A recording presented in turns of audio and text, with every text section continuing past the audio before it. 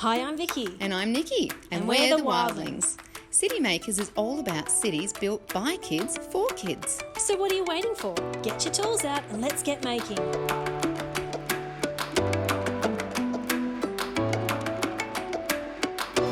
Hi, it's Nikki from Wildlings. Today we're going to be planning our very own community garden for our city. Many people who live in cities live in apartments that don't have yards where they aren't able to grow their own food. Community gardens are places where people can come together to learn about and grow their own fruit and vegetables that they can take home and eat. Community gardens are a great way for community members to come together and connect and learn about the really important skills of how to grow our own food.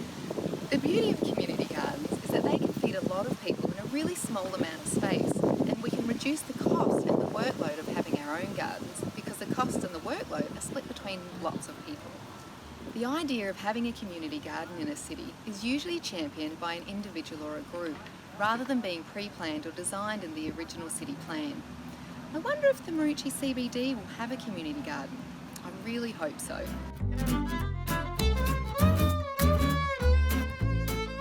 Today we're going to be creating our own version of a community garden, starting with our own small gardens so that we can share what we grow with our family and friends. This could be in your own backyard, it could be on a balcony if you live in an apartment, you could grow one at your school or even at a community centre. We're just going to use whatever you have laying around your house or in your kitchen. You're going to need a space, so please make sure you get some permission from an adult to make sure that you can grow your garden where you would like to. You're going to need some potting soil, you're going to need an A4 piece of paper and a pen or pencil to create a plan of your garden. You're going to need some gardening gloves, and also some fruit and veg from your kitchen that you can re-sprout. So I've just had these, some onions and some shallots and some garlic. I've just grown these in some water, left them in some water for about a week. You'll need lots of different pots. If you don't have pots, you can use upcycled yogurt containers or plastic containers. Some seeds, some labels for your plants, and some way to water. So that could be with a watering can or a hose. You're also going to need a spade to dig with, and when you're choosing your location for your garden, make sure you're getting lots of sun and you have water close by, because it can be really annoying watering your garden if you don't have a hose nearby.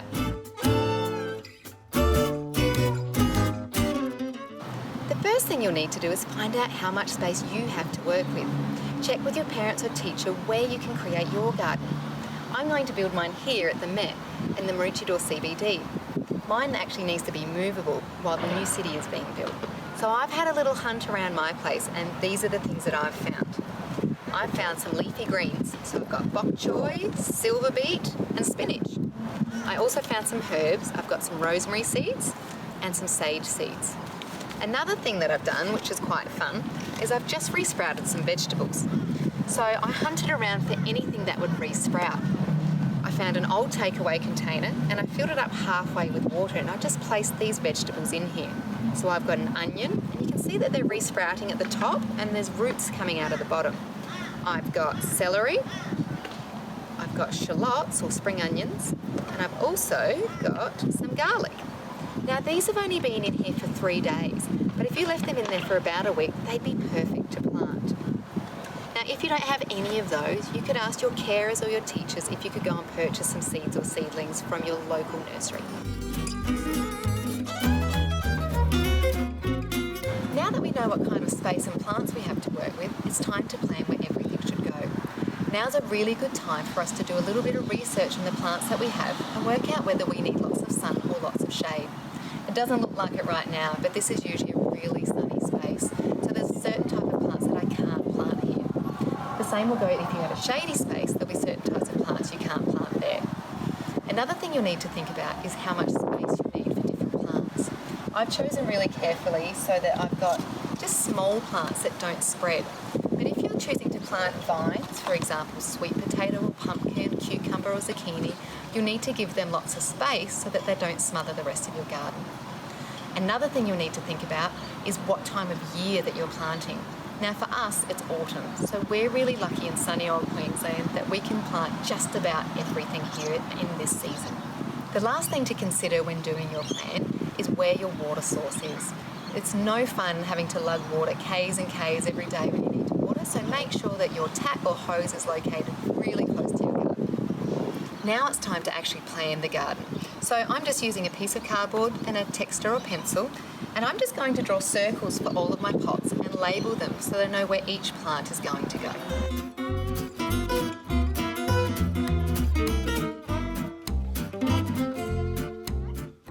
Right, now that we've finished our plan, we can start gardening. The first thing you'll need to do is bring all of your gardening equipment to your new garden space. Then you'll need to put on your fancy gardening gloves, fill up all of your pots with soil, and then give them a really good water.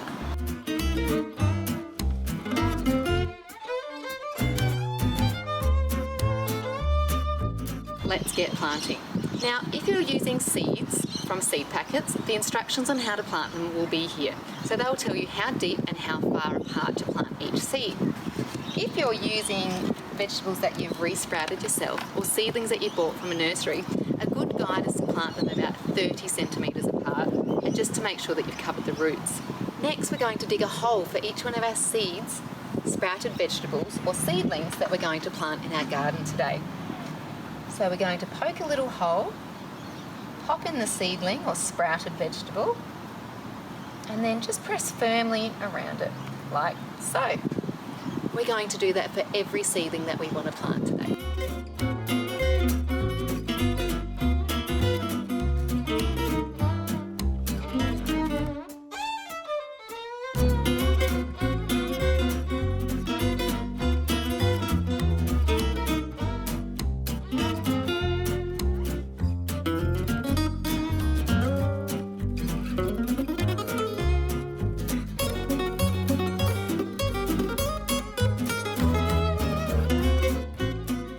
Wow, how good does that look?